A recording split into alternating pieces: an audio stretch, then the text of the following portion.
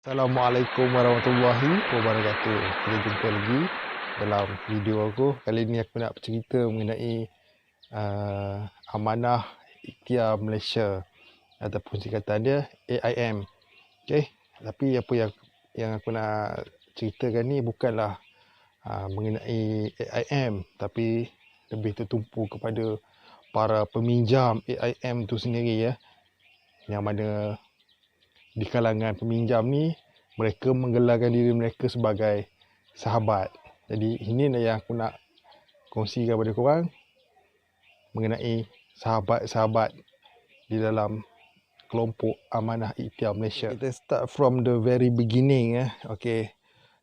Kalau korang nak tahu, Amanah Ikhtiar ni ialah satu skim pinjaman mikro yang mana tujuannya ialah untuk membantu isi rumah yang berpendapatan rendah untuk memulakan perniagaan. Itu sebenarnya motifnya, untuk membantu golongan berpendapatan rendah, kita klasifikasikan B40, yang ingin meningkatkan pendapatannya dengan cara berniaga lah, buat jualan apa ke, buka company apa ke.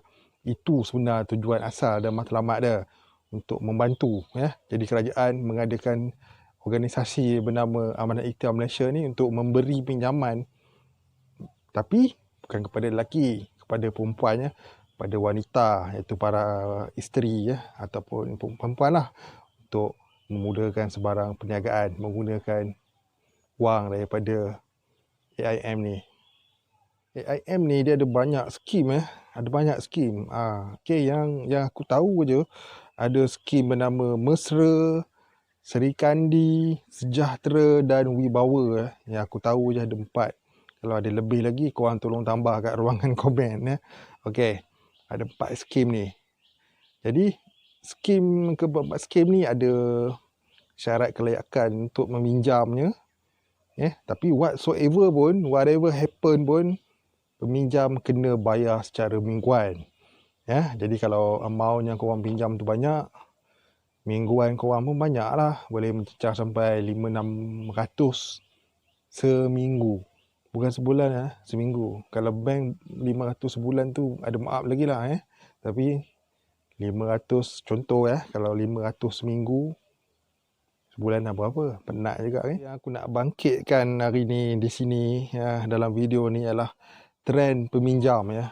Kalau dulu pada mula-mula wujudnya AIM ni, orang yang meminjam ni kebanyakannya orang yang betul-betul susah orang-orang yang betul-betul tak ada berpendapatan langsung dan mereka ni betul-betul menggunakan duit tu untuk menjana pendapatan secara berniaga, jual goreng pisang, apa-apa saja yang mana boleh menghasilkan pendapatan, dan mereka mampu untuk membayar balik secara mingguan, dan mereka pun tak minjam banyak kalau ikutkan trend dulu. Tapi trend sekarang ni dah berubah trend sekarang ni dah berubah, dahsyat betul. Sekarang ni ahli-ahli Amanah Ikhtiar ni bukannya orang yang susah sangat pun tapi golongan yang kata orang, malah ada golongan yang berada pun ada juga termasuk Amanah Ikhtiar Malaysia ni. Kenapa dia orang masuk sebab nakkan cash money yang cepat tanpa banyak prosedur kalau pinjam kat bank banyak dokumen yang nak disediakan. Tapi kalau untuk buat pinjaman kat Amanah Ikhtiar, korang jadi ahli cukup time korang boleh pinjam. Jadi trendnya dah berubah Peminjam bukan lagi golongan yang susah sangat malah golongan-golongan pertengahan, golongan yang tinggi pun ada. Dan mereka ni dah menyalahgunakan duit ni. Aku bercakap ni berdasarkan apa yang aku nampak lah mereka menggunakan duit ni untuk berjoli sakan makan angin ke sana kemari, membeli barangan-barangan mewah macam kita ambil contoh paling mudah lah, beli handphone yang flagship mahal 2-3 ribu tu jadi itulah trend dia sekarang ni. Dan yang mana kaki merambu, kaki berjalan tu akan tunjuklah dia orang berjalan kempus lah dekat IG dekat Instagram, dekat Facebook, makan angin dekat sana, makan angin dekat sini, beli tu, beli ni. Sebenarnya apa yang dia orang buat tu ialah menggunakan hasil duit pinjaman. Jadi trend sekarang dah berubah peminjam bukan lagi untuk berniaga, tapi untuk mendapatkan duit segera, untuk memenuhi kehendak ni, bukan keperluan, kehendak untuk berjalan, kehendak untuk memiliki sesuatu benda, dan juga kehendak memuaskan nafsu daripada segi berbelanja lah. Bukan nafsu lain. Part yang best, dapat duit memang seronok, tapi bila nak membayarnya tak seronok. Memang pada permulaan memang ramai yang mampu bayar seminggu 500-600 kan, bila dah pinjam banyak tu. Tapi kita sangkakan panas sampai ke petang, rupanya hujan di tengah hari. Ada yang tak mampu bayar. Jadi bila tak mampu bayar, konsep amanah ikhtiar ni, sahabat yang kena bayar kan. That's the best part of the amanah ikhtiar ni. Maksudnya di kalangan ahli ni, yang digelar sahabat, sahabat, dia orang ni kena cover untuk bayaran orang yang tak mampu nak bayar ni. Jadi that's the best part, isn't it? Korang tak boleh nak bayar, orang lain tolong bayar. Walaupun mulut bercakap, hati bengang ke, tapi korang terpaksa bayar. Sebab itulah syarat dia. Bila ada ahli ataupun orang panggil sahabat tu gagal nak membayar, maka sahabat yang lain ni kenalah membayar. Tak boleh nak cakap apa lah. Korang dah sign up, korang kena ikut lah law dia. Korang dah pinjam, masing-masing pun meminjam. Bila tak ada korang punya sahabat yang tak bayar, korang kena bayar lah. Jangan cakap banyak, jangan bising, jangan mengungut. Korang dah sign up, korang dah redha je lah. Kat ni apa yang aku tahu, apa yang aku tahu lah, kalau ada aku minta korang berbetulkan lah. Tak ada peruntukan lagi, peruntukan undang-undang lagi untuk amanah ikhtiar ni mengenakan kepada peminjam yang gagal membayar. So itu bermaksud jika ada salah seorang peminjam dalam satu-satu pusat tu gagal nak bayar, AIM tak ada undang-undang untuk diorang untuk saman. Tetapi yang menjadi liability dia ialah ahli-ahli pusat tersebut. Dia orang lah yang kena bayarkan untuk orang yang gagal membayar ni. Itulah dia yang amanah ikhtiar. Dan di kalangan ahli digelar sahabat. So apa nak cakap, bila dah nama panggilan pun sahabat, kena buat cara sahabat lah. Sahabat korang tak boleh nak bayar, korang tunjukkanlah nilai persahabatan korang tu. Kenalah bayarkan untuk dia. Nak sangat. Dan satu lagi benda aku nak cakap lah. Kebanyakannya ialah peminjam AIM ni wanita dan ada yang bersuami. Jadi kalau boleh suami tolong pantau aktiviti isteri. Jangan suami pun 2x5. Yang seeloknya bila si suami nampak isteri ni cuba nak buat pinjaman, kan, selidik betul-betul pinjam untuk apa ni, boleh bayar ke. Itu yang sepatutnya para suami buat, bukan menggalakkan lagi. Walaupun si suami ni mampu untuk tolong isteri dia bayar mingguan-mingguan, tapi korang tahu tak, korang dah buang duit banyak bayar balik. Pinjam tak banyak mana. Contoh kalau pinjam 20,000 seminggu boleh habis, tapi nak membayar 20,000 tu selama tiap-tiap minggu, perit babe, perit. Rasa kalau ada di kalangan penonton video ni ahli amanah ikhtiar, ataupun kalau lelaki suami kepada peminjam amanah ikhtiar, korang jadikanlah benda ni sebagai video aku ni sebagai pengajaran bahawa pinjaman mikro ni, pinjaman kecil-kecilan yang diwujudkan melalui amanah ikhtiar Malaysia ni ialah pinjaman yang sepatutnya korang guna untuk menjana pendapatan korang kembali. Bukannya satu pinjaman yang korang boleh berjolisakan.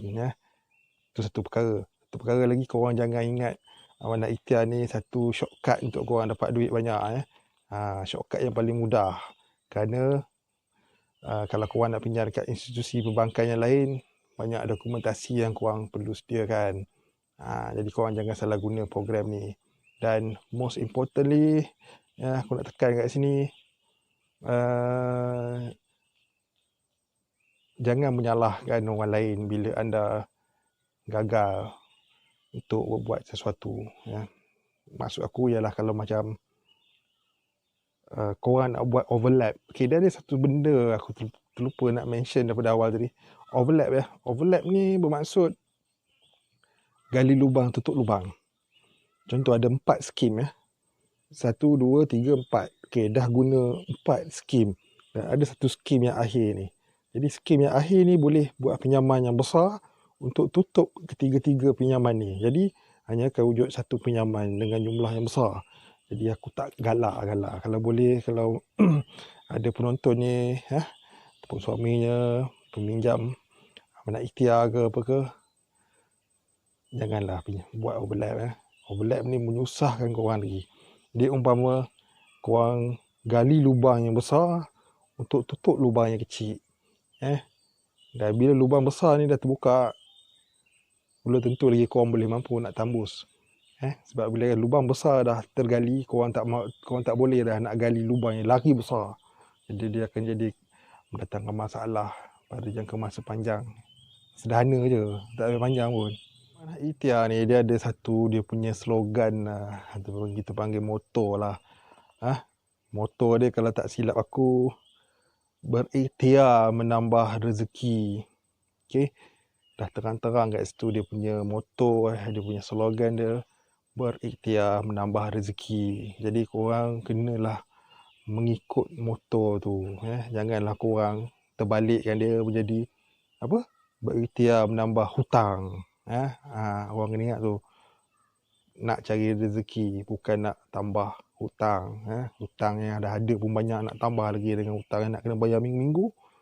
Kata orang Perak, tumpah lah Mika. Kan? So, lastly yang terakhir aku ingin menyatakan Amanah Ikhtiar Malaysia ialah satu badan kita panggil badan, institusi, agensi yang bagus sebenarnya. Dia membantu masyarakat terutama yang luar bandar ni untuk menjana pendapatan tambahan dengan cara berniaga. Dia orang bagi modal untuk memulakan perniagaan. Itu tujuan asal dia. Memang bagus, aku tak nafikan Amanah Ikhtiar satu program yang bagus, tapi program tu lama kelamaan dia semakin trend semasa dah merosakkan AIM ni, hingga AIM ni menjadi tempat untuk orang mendapatkan pinjaman dengan cepat. Dan duit pinjaman tu tak digunakan untuk menjana pendapatan pun, tapi untuk dibelanjakan habis macam tu.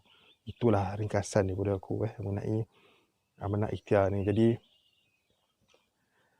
akhir kata dari aku kalau yang menonton ni ada yang peminjam Amanah Ikhtiar, fikir-fikirkanlah, renung-renungkanlah.